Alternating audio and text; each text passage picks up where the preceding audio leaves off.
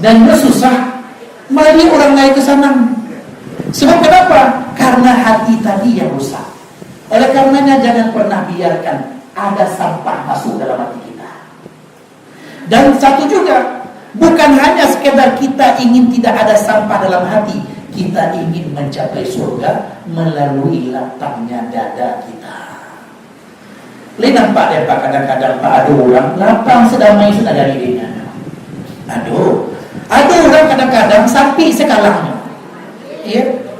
Kalau seandainya 5 pun dia berada masalah tari jurang. Maka disinilah kita perlu mendidik diri. Kenapa? Karena lapang dada itu cara kita untuk mendapatkan ridha Allah yang dijanjikan surga.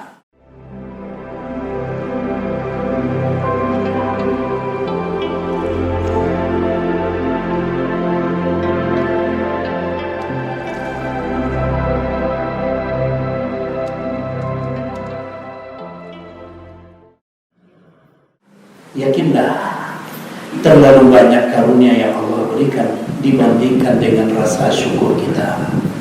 Tidak akan pernah ada seorang pun di antara kita yang mampu menunaikan syukur secara sempurna. Tapi semua kita mesti berusaha untuk menjadikan syukurnya dari waktu ke waktu semakin baik. Karena janji Allah pasti. Janji Allah tidak pernah mungkir. La in syakartum la azidannakum. Sungguh jika kalian syukuri, maka akan aku tambah nikmatku kepada kalian. Kemudian serta salam kepada qudwah dan uswah sana kita itu Nabi Muhammad sallallahu alaihi wasallam. Allahumma salli wa sallim alaihi. Nabi yang kita cintai dan Nabi yang kita sayangi. Dan tidak pernah ada cinta dan sayang dalam hidup ini kecuali ada bukti. Kalau bapak-bapak mengaku cinta kepada anak, maka mesti nampak dalam kehidupan itu bukti cinta. Begitu juga ibu ketika menyatakan cinta kepada anak atau kepada suami, mesti nampak cinta itu buktinya. Kalau tidak ada bukti, khawatirnya cintanya adalah cinta palsu. Maka kalau kita mengaku cinta kepada Rasulullah SAW, maka mesti nampak juga buktinya dalam kehidupan kita. Jangan sampai bukti tidak terlihat. Ibu-ibu sekalian yang dirahmati Allah, apa contohnya buktinya? Man ahabba syai'an aktsara min zikri. Siapapun yang mencintai sesuatu, dia akan sering menyebut sesuatu tersebut. Siapapun yang mencintai seseorang, nama orang tersebut akan sering diucapkannya. Ya. Maka kalau kita mengaku cinta kepada Rasulullah SAW, lisan kita akan sering mengucapkan salawat dan salam setelah mendengar nama beliau. Allahumma salli wa sallim alaihi. Bapak ibu sekalian yang dirahmati Allah, suatu ketika Nabi Muhammad SAW sedang duduk-duduk dengan para sahabat. Contoh kita seperti sekarang ini, kita sedang duduk-duduk, tiba-tiba kemudian Rasulullah mengatakan kepada para sahabat, "Sayyidu alaikum rajulun min ahli jannah." Akan masuk kepada kalian salah seorang penghuni surga. Mencari sahabat semua nak pintu sia dan masuk. Kalau ada kecil Nabi semua itu pasti wadah dari sia dan masuk. Ternyata yang masuk seorang pemuda biasa. Kalau yang masuk Abu Bakar As-Siddiq, Umar bin Khattab, daerah doi matilah. Tapi yang masuk pemuda biasa, sehingga Abdullah bin Amr bin As yang masih kecil pada waktu itu usia belasan, ingin tahu apa sih kelebihan pemuda ini, sehingga dikategorikan sebagai penduduk surga. Maka Bapak Ibu sekalian yang dirahmati Allah, ketika selesai majelis Rasulullah SAW, Abdullah bin Amr bin As mengatakan kepada sang pemuda, "Aku ingin tinggal bersamamu agak sebarang 2-3 hari." Nyosabian alasannya gue alasan supaya dapat tahu kelebihannya. Ketika pemuda tadi pulang, maka Abdullah bin Amr bin As yang masih kecil pada waktu itu, sebab ketika Nabi Muhammad SAW wafat, Abdullah bin Amr bin As itu umurnya sekitar 13 tahun, 14 tahun. Maka dikategorikan sebagai sirrahus sahabat, sahabat kecil. Maka kemudian 3 hari 3 malam dia temani terus pemuda ini kemanapun pergi karena dia ingin tahu apa kelebihan sang pemuda. Tapi tidak ada dan nampak lebihnya. Kalau dikecian ibadahnya lebih banyak ibadah Abdullah bin Amr bin As. Karena Abdullah bin Amr bin As kalau salat malamnya panjang. Sehingga ketika setelah 3 hari 3 malam tidak nampak kelebihannya, bertanyalah Abdullah bin Amr bin As. Tidak ada masalah bujuk keluarga tu. Ya, alasan untuknya baik itu pemuda. Tapi yang memandangnya, engkau adalah salah seorang penduduk surga sebagaimana yang dikatakan oleh Rasulullah SAW. Maka aku ingin tahu apa kelebihan. Kelebihannya Bapak Ibu. Sebelum beliau lalu memaafkan kesalahan orang lain, berbolak ke kiri ke kanan, ke kiri ke kanan, ke kiri ke kanan, takkan orang susah lalu. Tapi tujuannya apa? Memaafkan kesalahan orang lain sebelum orang lain minta maaf. Jadi Bapak Ibu sekalian dirahmati Allah, jangan dibayangkan ya, ibadah itu hanya sholat dan puasa zakat saja. Banyak ibadah dalam Islam.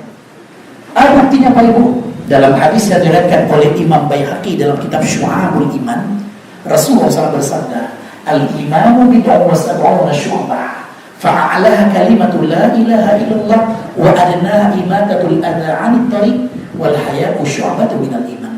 Iman itu ada 70 lebih tingkatan. Yang paling tinggi la ilaha illallah, yang paling rendah membuang duri dari jalan, malu sebagian dari iman. Hanya 3 disebutkan Nabi. Sedangkan 70 lebih tingkatan yang disebutkan dalam hadis hanya 3, masih banyak yang lain. Oleh karenanya Bapak Ibu sekalian dirahmati Allah, tema kita, judul kita pada malam ini dah ya, amal ibadah itu banyak.